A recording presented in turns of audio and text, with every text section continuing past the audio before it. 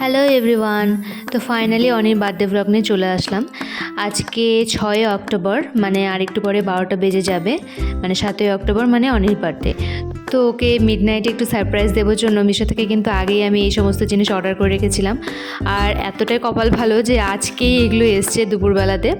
তো এগুলো একটা বেলুন রাখার স্ট্যান্ড ছিল, যেগুলো অর্গানাইজ করতে আমাকে বড্ড হেল্প করছিল। তো বেলুনগুলো ফুলিয়ে রাখার পর খানিকটা এরকম লাগছিল দেখতে।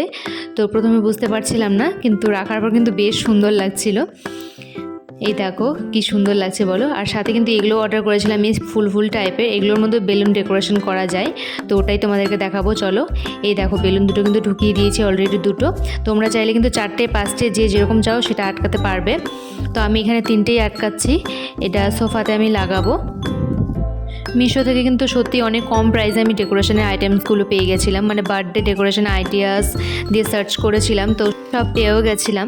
তো আরেকটা জিনিস অর্ডার করেছিলাম, তো সেটা আসেনি, বাট কাজ চলে যাবে এগুলো দিয়েও। তো আমি কিন্তু জানালার পাশে লাইটিং ফার্স্টে লাগিয়েছি, তার উপরেই কিন্তু হ্যাপি বার্থডে লেখাটা লাগাচ্ছি। এবার ডেকোরেশন পুরোটা কমপ্লিট হয়ে গেছে, আর 12টা বাজতে কিন্তু আর কিছুটা সময় বাকি রয়েছে। আর এই যে সুন্দর কেকটা তোমাদেরকে চলো ফার্স্টে দেখিয়ে দিই।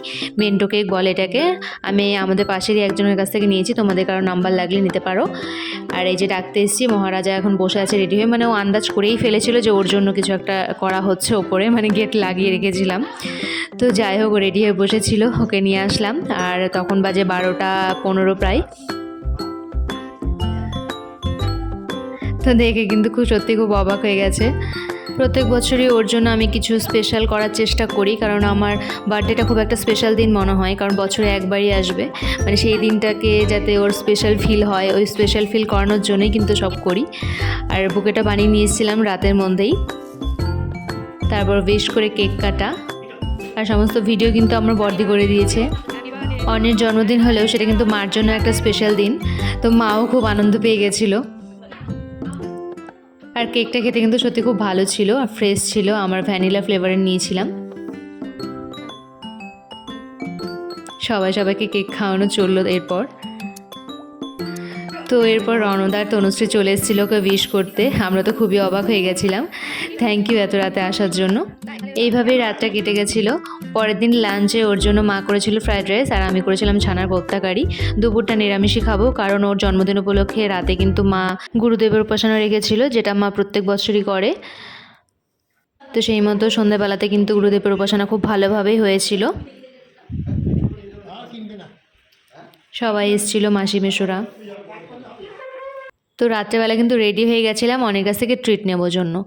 তো আজকে অনেক জন্মদিন প্লাস আজকে কিন্তু চতুর্থীও, পুজো স্টার্ট হয়ে গেছে। তো আমি সুন্দর লাল জামাটা পরে রেডি হয়ে গেছিলাম। রাস্তায় কিন্তু অলরেডি ভিড় শুরু হয়ে গেছে, ঠাকুর দেখা স্টার্ট হয়ে গেছে। আর আমরা ডাইরেক্ট চলে গেছিলাম প্যাপিলিওতে। তো ঢুকতেই কিন্তু খুব সুন্দর দুর্গা মায়ের একটা ডেকোরেশন করা ছিল, ভালোই লাগছিল। আর আমরা কিন্তু কর্নারে একটা সিট পেয়েছিলাম খুবই সুন্দর, যেখান থেকে কিন্তু ন্যাশনাল হাইওয়েটা দেখা যাচ্ছিল। এই রেস্টুরেন্টটাতে আমি আগে কখনো আসিনি, আজকেই ফার্স্ট টাইম আসলাম। আর এখন কিন্তু সব আমরা আমিষ খাবো, কারণ বাড়িতে নিরামিষ, আমরা কিন্তু বাইরে আমিষ খেতেই পারবো। তো ফিশ ফিঙ্গার অর্ডার করেছিলাম, 6 পিস ছিল। আর এরপর অর্ডার করেছিলাম চিকেন 65, তাতে 8 পিস চিকেন ছিল, ভালোই লাগছিল, অন্যরকম একটা টেস্ট পাচ্ছিলাম। এরপর এখানকার স্পেশাল মকটেলটাই অর্ডার করেছিলাম, বাট খেতে আমার মোটামুটি লেগেছে, না খুব খারাপ না খুব ভালো।